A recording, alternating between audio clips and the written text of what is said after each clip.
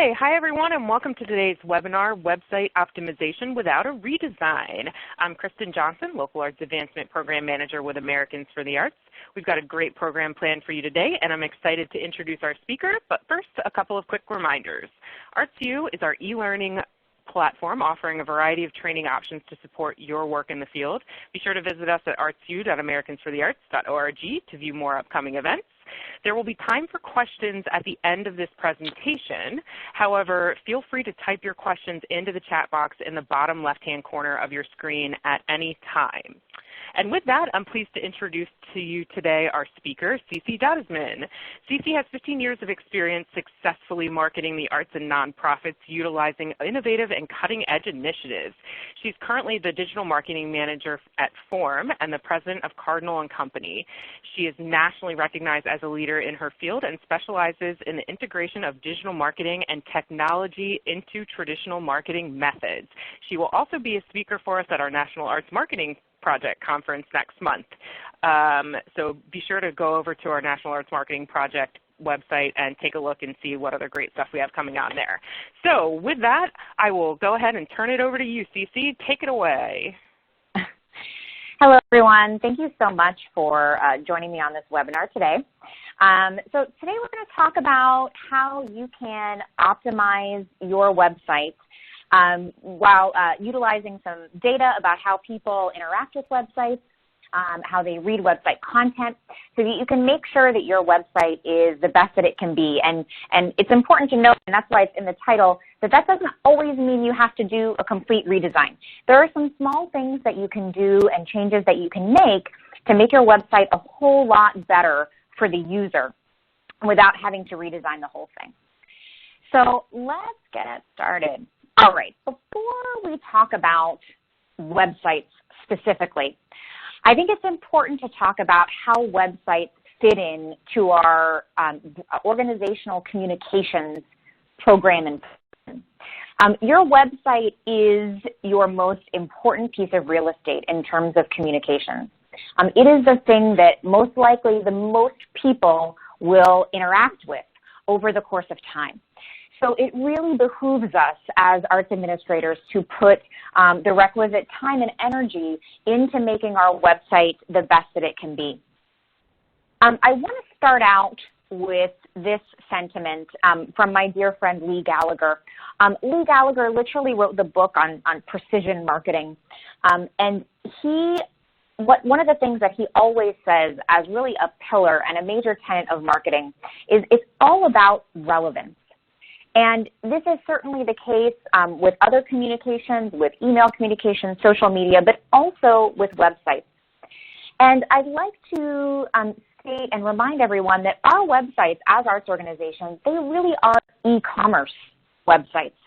We don't often think about them in e-commerce terms, but our website's primary deliverable is most often a ticket sale or a membership or a donation, depending on what your organization does. And it's important to remember that our job is to facilitate an e-commerce process. So a lot of the things that we'll be talking about today in terms of optimization are looking at that process and looking through that lens of moving people through our website to the deliverable and the conversion that we want to achieve. So here's what Lee says: relevance drives response, and response drives revenue. One of the key things that I'll sort of be going over and over, you'll hear me say it multiple times, is that we want to have people, when people go on our website, we want to have people take an action. And more than just the one action, we want them to take a series of actions so that they'll eventually reach that point of conversion. One of the reasons why relevance is so important in terms of how we communicate our copy, our images, is because one message will never fit every single person that you're trying to reach. One message is not going to be relevant to everyone, right? When we think about all of our different targets that we're trying to reach, and we figure out the right messaging for those targets, it's a lot more likely that we're going to have more people that are going to be engaging with our brand because we've identified our targets, we've made a relevant communication and messaging or imagery with them, and then that is going to lead them to be in that sort of response category. And this is what we want to do really just in marketing and communications in general, but also we'll talk about translating this thought about relevance over into our website. This text right here, these 4 statements, this is also one of Lee Gallagher's things that he says. With all of our communications, and our websites are an integral part of this, we are endeavoring to reach the right person with the right message at the right time on the right channel. And this is important in our communications, right? How we put our communications out there, and our channels could be email, print, direct mail, social media, but all of those communications that we're putting out there, or maybe I shouldn't say all, most of them are going to be linking back to our website. So it's important to keep that in mind when we think about who is interacting with our website, because we're actively driving traffic over to it. So when people reach our website, we want to make sure that the experience is as optimized as possible, so that once they get there, they can find what they need easily. They can be compelled to make that conversion. All right. So I kind of alluded to it a little bit right there, but I want to talk about what I call our digital marketing ecosystem. And I could argue that we could just really call it the marketing ecosystem, right? There are multiple things that are working together in this ecosystem to create successful communications campaigns. Here are the things that are on the digital side: your email, your online display ads, certainly your website, your social media. If we add in there some traditional avenues and channels as well, your direct mail, radio and television advertising, all of those things. In order to have a successful communications campaign, we can't just think of one of these things in a bubble, because all of these things play off of each other and work with each other to create that successful campaign. If I can give you an example, and I'm sure that you all are thinking about this, but sometimes it helps to kind of, talk about it and walk through it. So I'm sure you've heard about, the 7 touches that it takes for someone to take an action or for someone to convert. So that is the theory that it takes someone seeing your content or interacting with you 7 times before they're actually going to buy a ticket. In today's world, I would argue that that number of touches is a lot higher because we have things like social media and email that are working in there. But the average person, before they take that action and before they buy that ticket, they're going to see your messaging a number of places before that conversion actually happens. So somebody could receive an email from you about an upcoming show, and then they might also see messaging on social media that reinforces that email. Then they might also receive a direct mail postcard, and then they might see an ad on Google. When they see the ad on Google, they probably will click on it and go over to your website. Maybe they don't convert right then, but after they leave your website, they will have retargeting ads that they will continue to see, and so on and so forth. So all of these things play off of each other, and the website is really the central piece of this ecosystem. Okay, so the next thing that we have to talk about is who our ideal patron is. And this is going to be different for every organization. Your ideal patron is the person who you feel has the highest propensity to purchase a ticket or to attend an event or to become a member, whatever that deliverable might be. And why we need to figure out who this ideal patron is because that is going to guide our messaging that is going to appear in emails and social media and, of course, on our website, so that it is the most relevant to that particular patron. So here is an example of a marketing persona. If your organization doesn't already use personas, I would invite you to create some after this webinar. You can Google additional resources for how to create a persona, what things might be included in a persona, but I would absolutely recommend that you do this. And it's possible that your organization will have multiple personas, right? But this is an example of what a marketing persona might look like. It might have some background about the person. It might have some information about their income, their age, where they're located. It'll also probably have things like what their pain points might be, what barriers they might have to attending an arts event, whether those barriers are real barriers like transportation or something like that, or perceived barriers like they think it just isn't for them, or they think that the ticket price is not a good value, things like that. And it might also have the motivations, why somebody might want to attend the arts event. So think about all these things and try to narrow down to maybe 2 or 3 target ideal patrons for your various programming. I know that it will help you in tailoring your website, but also it will help you tailoring your other communications as well. So that's your homework after this webinar. Create some personas for your organization. Work with your teams to determine who your targets are for your communications. All right, now we're going to get into the real tactical stuff about websites. Now we've got all of that stuff sort of out of the way. The first thing I want to talk about is your navigation. The navigation is usually one of the most highly engaged with elements on a website. It's important to note that most people, when they go to your website, they're there for really a very finite number of things. The number one thing tends to be to find the shows, to find events, their dates and times, right? That's always sort of the top one that kind of comes up. The next thing is specifically to buy a ticket. So if you're referring them from an email, they're clicking on a buy ticket button. They're bypassing all of that show, date, time, calendar stuff, and they're going directly to the ticket buying process. The next thing is they might be there specifically to make a donation, right? You've driven there from somewhere else. Maybe it's Giving Tuesday, whatever it might be. They're there to make that donation. And then the last thing, which we never want to forget, is that contact information is very important, especially when people are using mobile devices.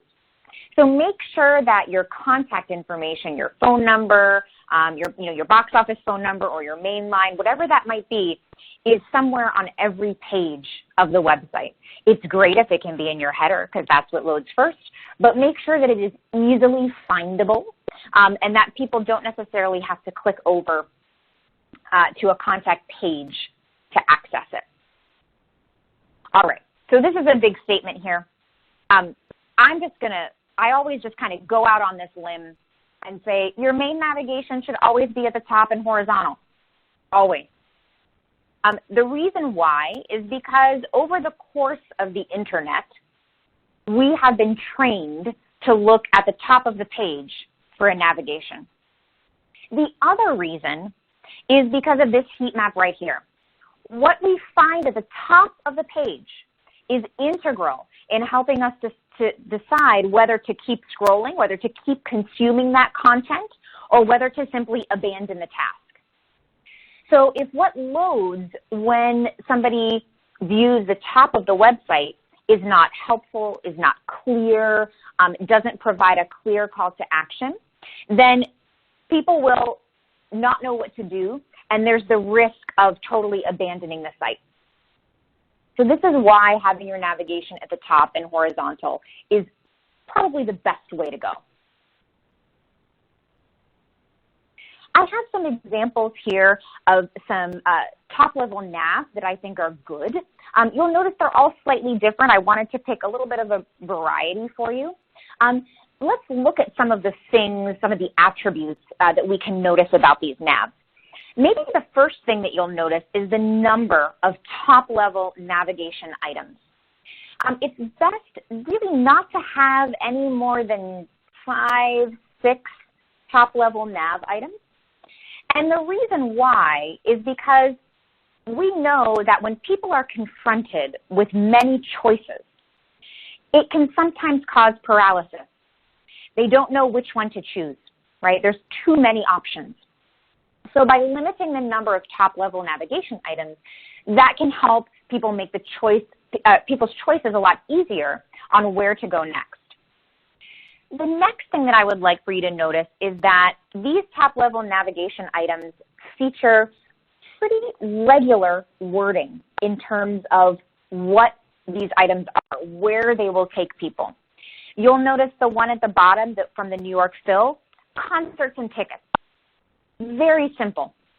If somebody who maybe isn't super familiar with the symphony is looking for tickets, well, that word is right there in the navigation, so it's easy for them to see.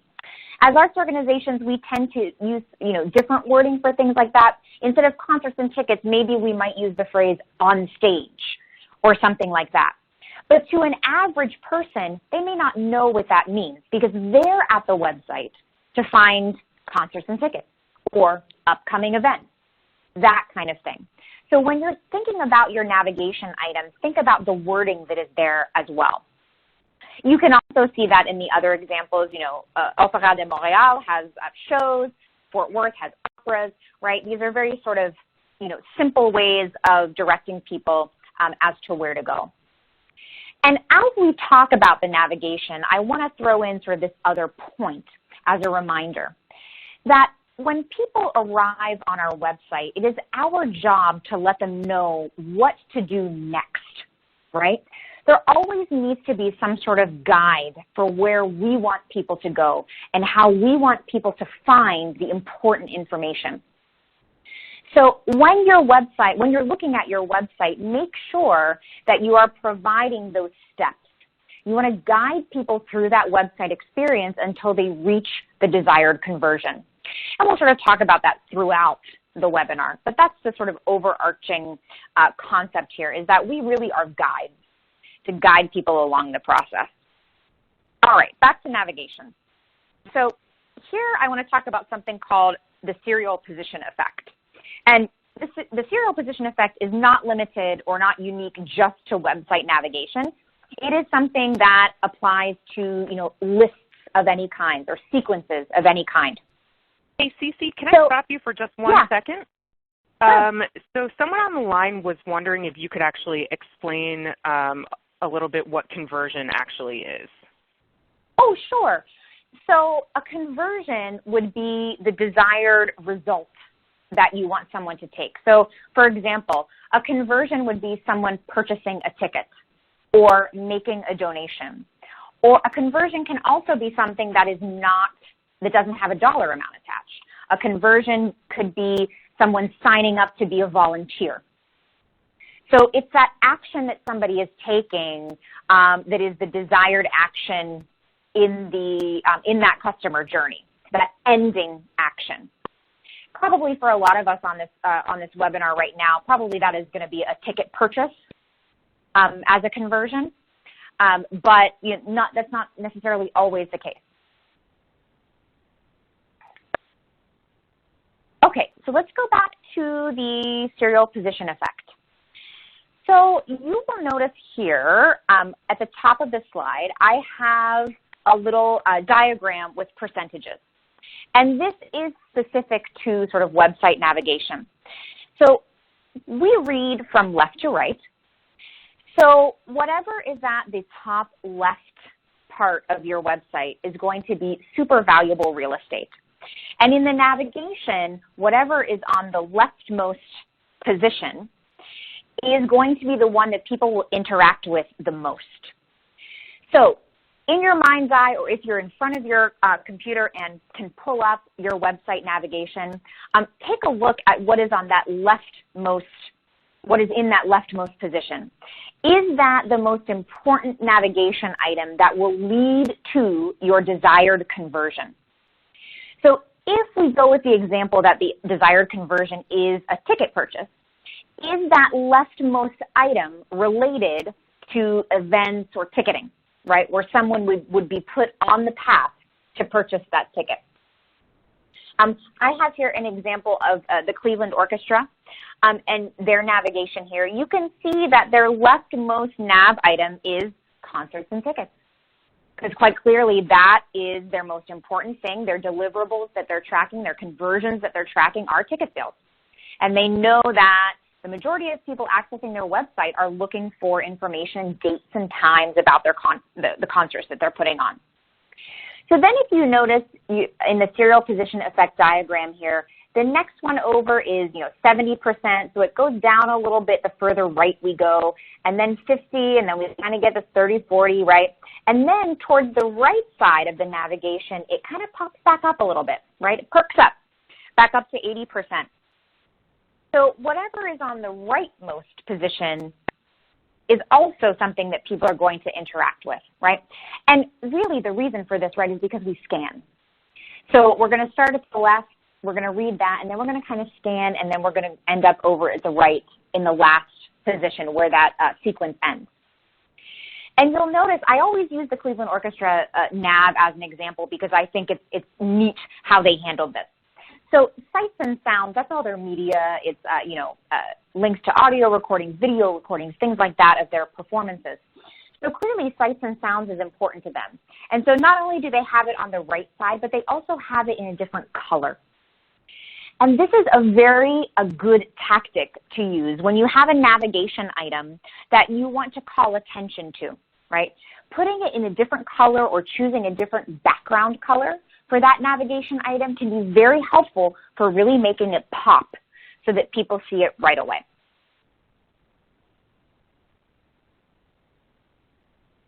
Okay, so let's talk a little bit about how people interact with websites and website content. If you've ever done sort of traditional advertising that, in newspapers, there's such a thing as above and below the fold, right? And you always want to be above the fold in a newspaper because that's what people see first. It's the same with websites.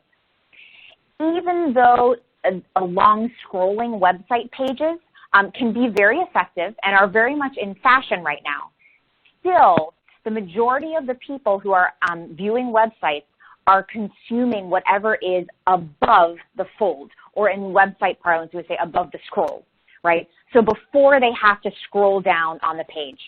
So whatever is above the scroll is going to be the most important thing. And you can pretty much guarantee that anybody who is viewing that page or loading that page, they're going to see what is above the scroll. You can't guarantee that they're going to see below, right? So whatever is above the scroll has to be compelling enough to keep people there and either scroll down if that's your desired action, or if there's some sort of call to action, some sort of CTA in there, that they will click on that button or convert or do whatever you're trying to get them to do with that call to action. Now, let's talk a little bit about homepage sliders. And I put this after that above the scroll slide for a reason. Probably, if you look at your Google Analytics data, and I hope that you're looking at your Google Analytics data regularly, you will see that probably your home page is your most visited page for most of the year. A lot of us have what's called a slider on our home page. It's also called a carousel. That's where we have a series of images that rotate on the home page, rotate automatically, right?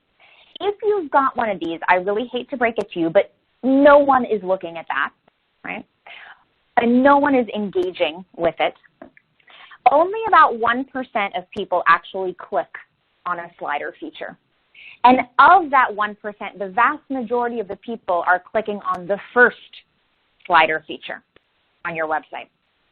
So if you've got lots of beautiful images with links and text in a carousel on your home page, know that the vast majority of people are only going to see the first one, and a very small number of them are going to click on it.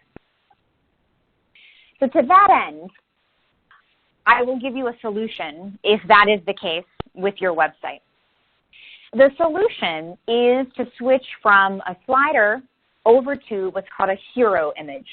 And a hero image, you've probably seen them on other websites. A hero image is going to be a large photo that takes up almost or all of the screen when you load the website.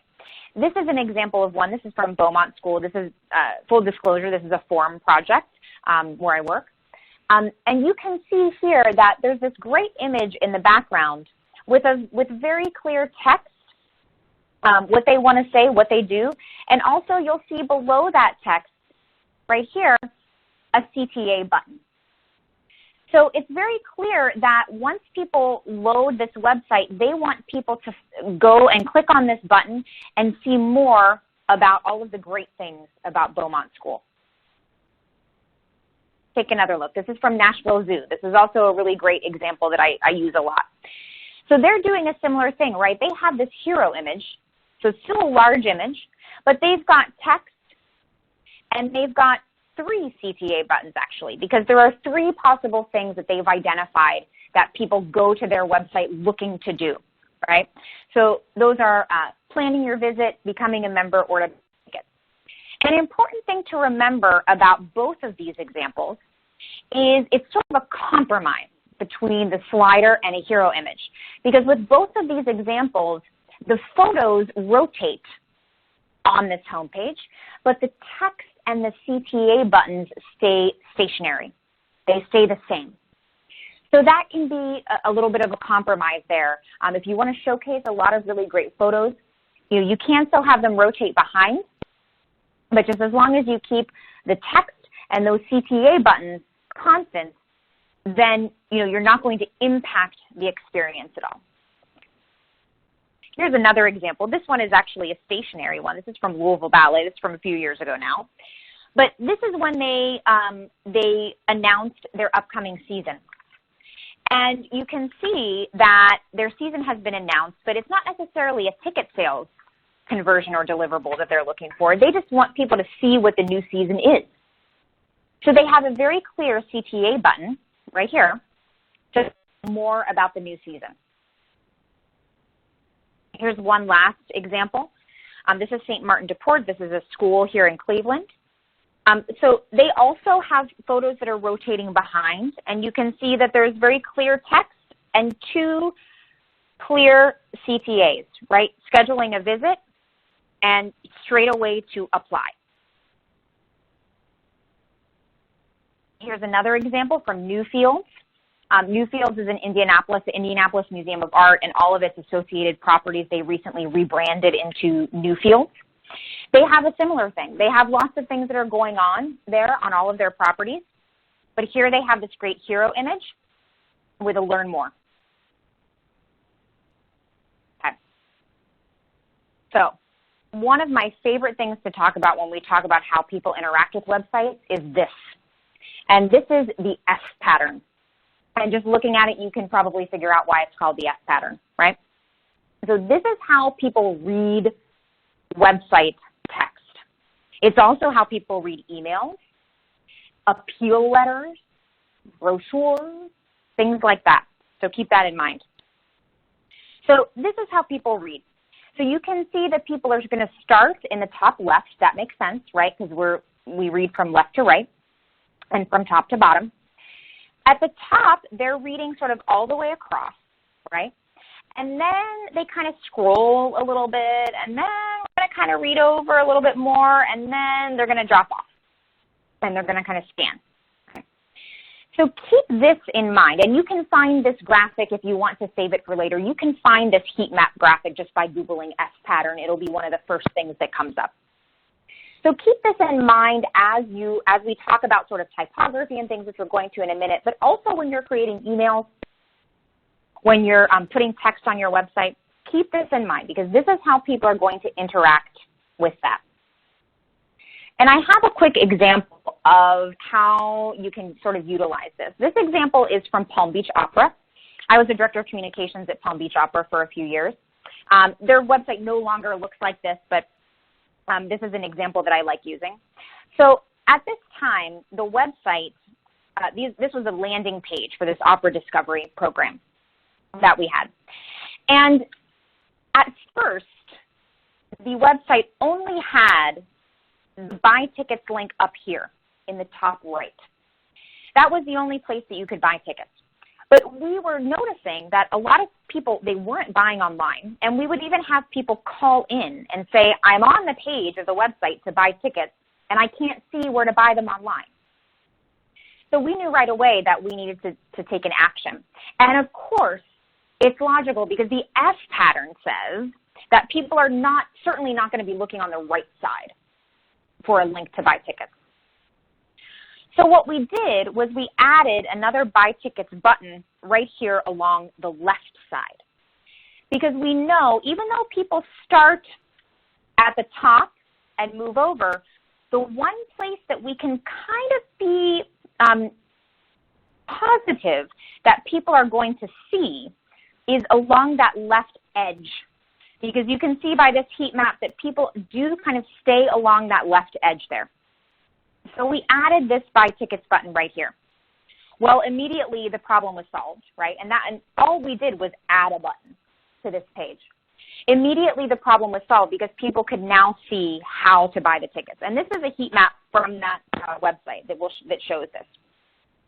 So you can see the three, this is from another landing page, the three buy tickets buttons that were on the top right. And then you can also see the button that we put along the left side of that copy.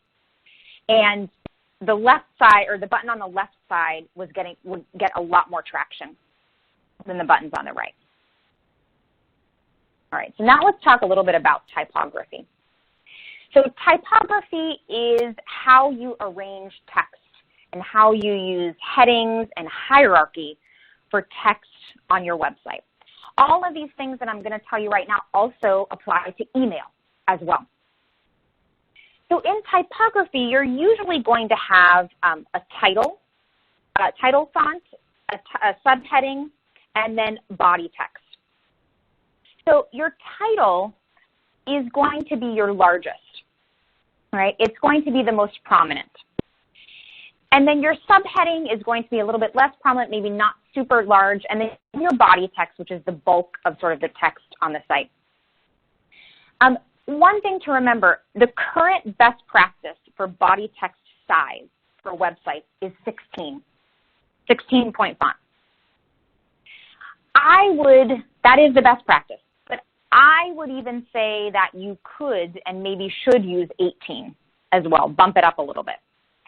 And you may be thinking, well, she's saying that because a lot of our patrons are older, but not really, because we know that people scan by looking at that F pattern. We know that people are scanning our text, and it's a heck of a lot easier to understand the words that are on the page if we're scanning, if the text is slightly larger. So changing the body text of a website, if you're using a platform like WordPress or something like that, it's pretty easy to do. It's usually, a one-click kind of deal to do. If you have somebody that manages your website for them, like a developer or an IT person, this is pretty much a global change. So it'll take them about, 5 minutes to do it. Very easy very easy change to make, but it has a big impact on how people are able to read the content on your site. So a little bit of data on how people read text. So dominant headlines always are the ones that draw your eye. And shorter paragraphs always work better than longer ones. So when you're looking at your typography, make sure that you're breaking up large swaths of body text with headings or headlines so that you're drawing people's eye and guiding people, again, there's that word, guiding people through the content on that page. And also, shorter paragraphs work well because we know that people scan. So we know that people are not necessarily going to read a long paragraph. Shorter paragraphs are going to work a lot better, and especially if they have those headlines in between them, we're guiding people's eyes down the page. So I have some examples here on some ways to do this with these sort of three typographical elements, this headline, the subhead, and then the body text. So here's an example from the Cleveland Zoological Society. So you can see here right away that they are utilizing typography and also this sort of shorter paragraph approach. So I know this might be a little bit small on your monitor, but you really don't need to be able to read the text to see sort of the point that I'm getting at. So you can see they've got two main headlines. And then after the top one, those are two short paragraphs. After the bottom one, they've got a short paragraph. They've got a subhead, another short paragraph, and another subhead, right? It's kind of guiding your eye down the page. This is a great way to accomplish this. Here's another example. This is the Field Museum in Chicago. So I think I actually have two slides for this because it wouldn't all fit on just one slide. It's a rather long page. But you can see up at the top, they've got their mission. This is their About page. So they've got their mission up at the top. Very simple. There's sort of one-sentence mission there with a heading. Then their history. They're using that heading, small paragraph. And then they're breaking up the page with some photos, which is also really great because photos tend to draw our eyes. So you see what they're doing here. They've got some text above, but when you saw this page, your eye was probably drawn to those photos down below as well. So in about a second and a half, they've gotten all of our eyes down to the middle of the page. And actually that involves seeing those photos in their entirety. Most likely if you're on a desktop will involve a scroll. And then below the photos, you can see that they're utilizing some bullets as well. Just like in a letter or in a report where you might use bullets to sort of simplify things, bullets are great to use on a website as well.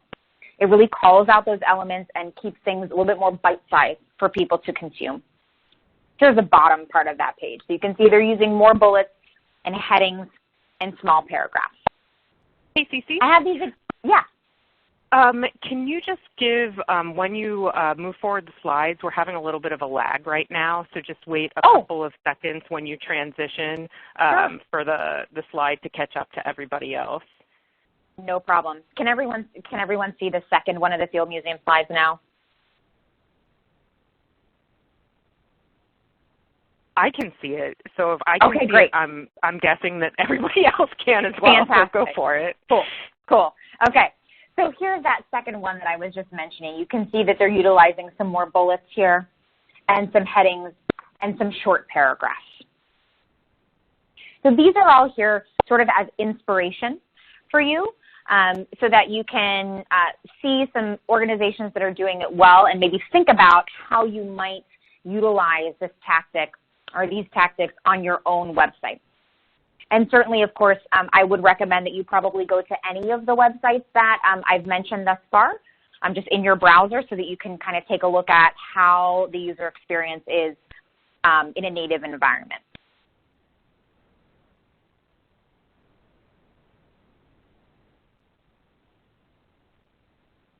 Okay, so now we're going to get into a little bit of Google Analytics. I mentioned before that I really hope that you're looking at your Google Analytics data regularly. It's okay if you're not, but try to start doing that. Google Analytics is so important in knowing if people are consuming the information that you want them to consume. It's important to be able to see if people are taking the journey that you want to lead them on. Okay? So I'm going to go through just a couple of reports that are sort of if you've only got 5 minutes to look at your GA data, that these are the reports that you want to look at. So the first report is going to be your all pages report, and that's going to be under behavior. And you can see that on the left side, sort of where that's located. Your all pages report is going to show you data for all the pages in your site, so that you can make sure that whatever your most important pages are, that people are actually looking at them. And you can also see how many people. You can see the page views, and a page view is how many times that page has been loaded. You can see the unique page views, which lumps page views and separates them by user. So page views is every time a page was loaded, but unique page users every time a particular user loads that page. You can also see things like the average time on the page, right here. And you can also see things like the bounce rate on a particular page. And I want to take a minute just to go over what bounce rate is, because I get this question a lot. So the bounce rate is when somebody goes to one page on your website and then leaves your website. So they only view one page. Now you can see with this particular organization that their bounce rate is a little bit high. It's 60%. But that doesn't necessarily mean a bad thing, because these folks, they use a third-party ticketing provider. So when you go to their website and click on their Buy Tickets button on their landing page, you actually go to another server, right? You go to another place on the web that is not on their website to purchase a ticket. So in this case, the high bounce rate is actually a good thing, because a lot of people are going to the landing page and then clicking Buy Tickets. So a high bounce rate, not always a bad thing. The next thing that you'll probably want to look at is your behavior flow. So your behavior flow is a way to see how people are moving through your site. And it's very pretty and visual. It's a great tool if you're working with staff members or boards that, maybe don't want to look at another report with a lot of numbers or spreadsheets, but look at something a little bit more visual. So the behavior flow will show you the journey that people are going on from where they enter the site here over to their first, second, and third interactions with the site. And it'll also show you where people are dropping off, which is what that red part is. That's when people are leaving the site. So you can see right away if people are coming to your site but then not moving forward to the page that you're trying to lead them to, and use this data to make educated decisions on what changes you need to make to those website pages.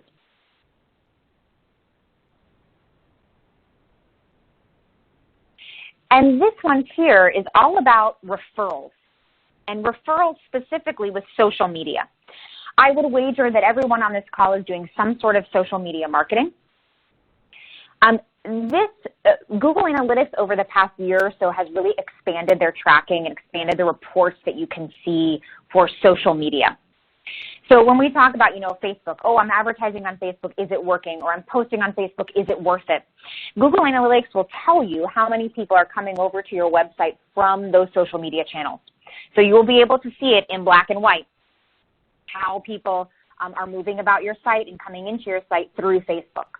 This particular organization does a lot of Facebook advertising, so they have a high number of sessions and page views, which totally makes sense for them, just as a note.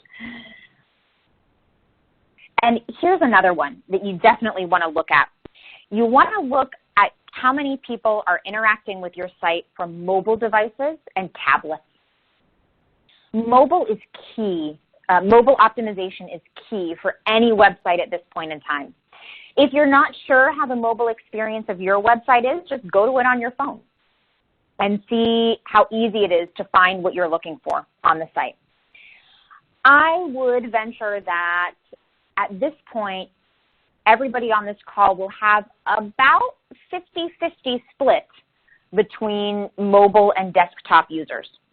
Some of you may even have more mobile users.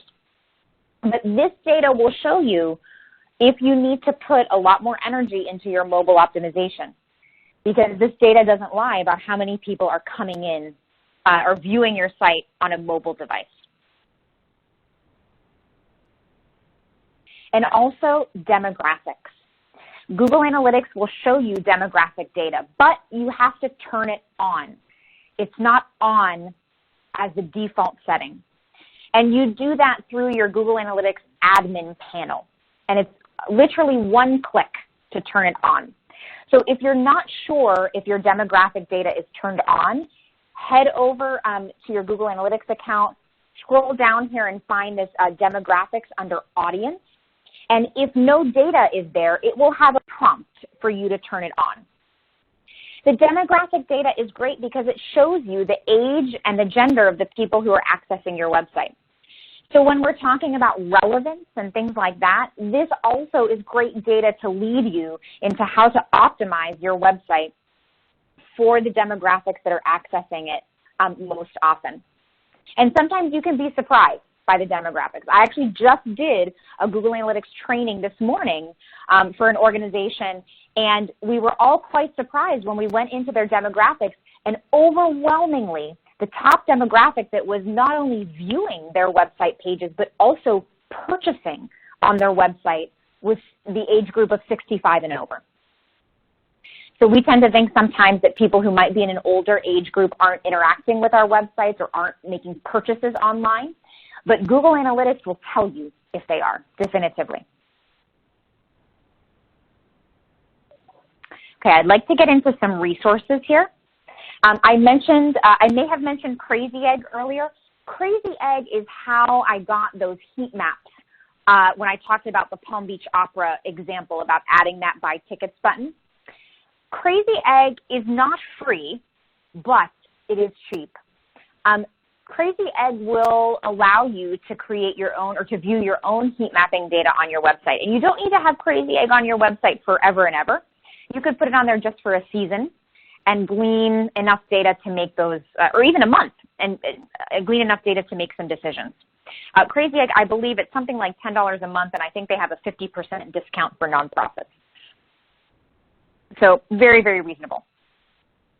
The other one is, of course, Google Analytics.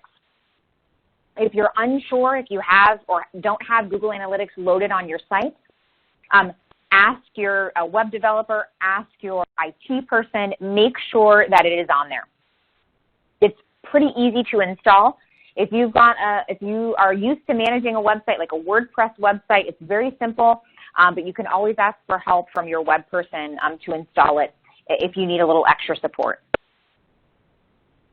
Here are some other resources that I want to give you. The first one is Canva. Probably a lot of you know about Canva. Canva is an online graphic design software, page layout software that will allow you to make graphics that are of a specific size, that are web optimized. It'll also let you put on overlay text into images, size them specifically for social media, a really great little tool. Also, if you're using the Canva, the free version, the personal version of Canva, Canva offers their professional paid version for free for nonprofits. All you have to do is contact them. I think it's down at the very bottom of the Canva site. There's a little link there, and you can contact them and send them your 501c3 paperwork, and they'll go ahead and unlock that paid version for you. The last resource is one of my favorites. It's Google's URL Builder. Now, this is different than the URL shortener. Google actually sunsetted that product, so that product no longer exists. But this is the URL Builder. And what it allows you to do is build custom URLs that will allow you to track communications in your Google Analytics account. So let me give you an example. So let's say you're sending out an email and you have a buy tickets button in it. And that buy tickets button links over to your website landing page. And so you just have the regular URL in there, myorganization.org/upcoming performance, whatever it might be. When somebody clicks on that buy tickets button on the email, that's going to come into your Google Analytics as direct traffic. So it's going to be lumped into that bucket with every other time somebody has clicked a link over your website. You're not going to be able to see what email that came from, what campaign that came from. It'll just be lumped in there. When you use the campaign URL builder, you are able to tell it, this is from, our email newsletter for November, and this is the CTA button for this particular show. So you can be quite specific, and then you can see that on Google Analytics and be able to track that campaign's performance. The URL builder is also really great to use for social media, utilizing it in your Facebook posts, because for the same reason, Google will lump Facebook traffic all together as just coming from Facebook. But with this URL builder, you're able to actually say, this is from this campaign, let's say the La Boheme campaign, right? This is where this traffic is coming from, and you're able to track it. the Google URL builder, it's not a very pretty URL, but every time I need it, I just literally Google campaign URL builder. It's the first thing that will come up.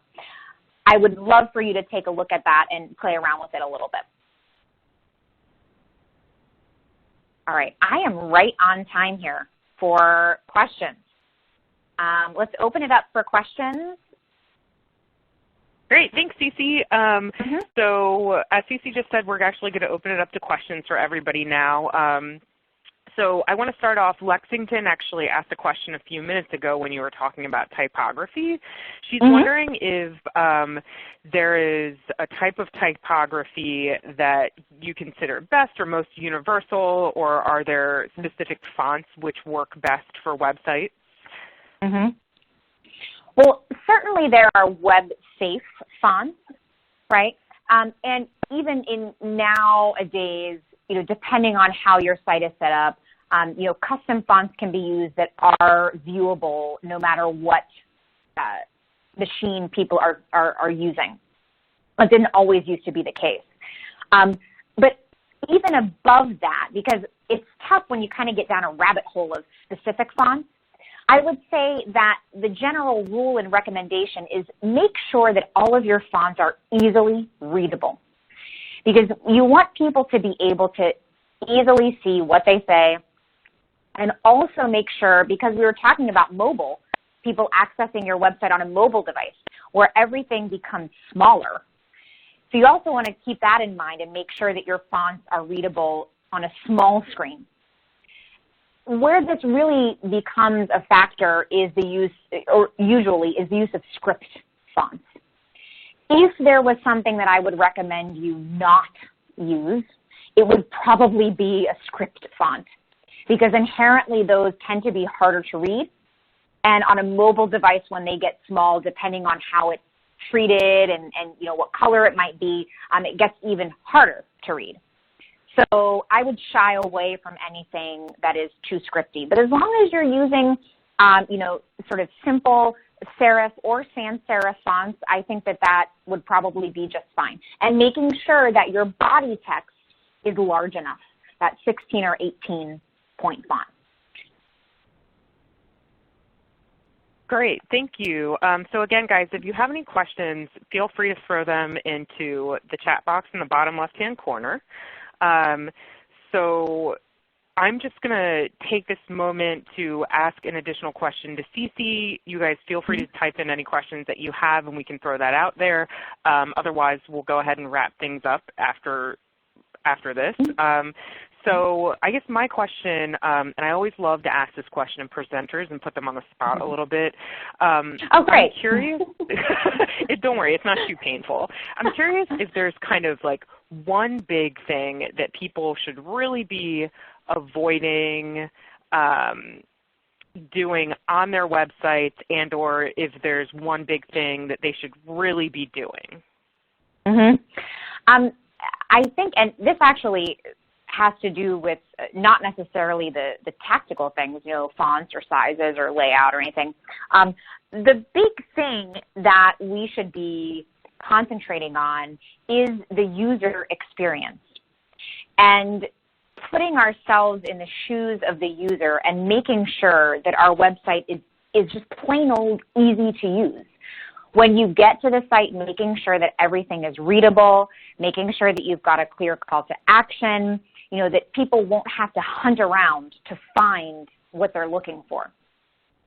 So shifting focus from what we as an organization feels is important over to what is going to be important for the user is really, I think this is the real big picture sort of thought about websites. And really that also goes into other things as well in arts administration, right? That could apply to, any other communication. That could apply to the theater experience, making sure that we are being patron-centric in our approach. The thing that I would recommend that people not do, if anything, is don't create barriers for people to understand what you're trying to say on the website, and of course, physically use the website, right? And some barriers can be things that we don't often think about. A big barrier, I feel, in terms of, communications just generally, and certainly with websites, is utilizing jargon in how we talk about the performance or what we do or our organization. That's going to create a barrier for anybody who has landed on that website page. Just imagine that you're running a Facebook campaign and you're trying to get new ticket buyers from that Facebook campaign. People who don't have a lot of experience with your organization, maybe people that don't have a lot of experience with your art form at all. So you bring them over from Facebook over to your landing page, and then once they get there, the landing page contains wording that isn't relevant to them, that they might not understand. No matter how great of a Facebook campaign you ran, if when they get to the landing page, they're either turned off or they don't understand what to do next, you're going to lose them. So, and that also comes back to the patron experience, making sure that you're putting yourselves in the shoes of that ideal patron or those ideal patrons that you're trying to reach, and making sure that everything on your website is really tailored for them. Great, thank you so much. Let me just double check here because, of course, my computer liked to scroll up when I was doing that.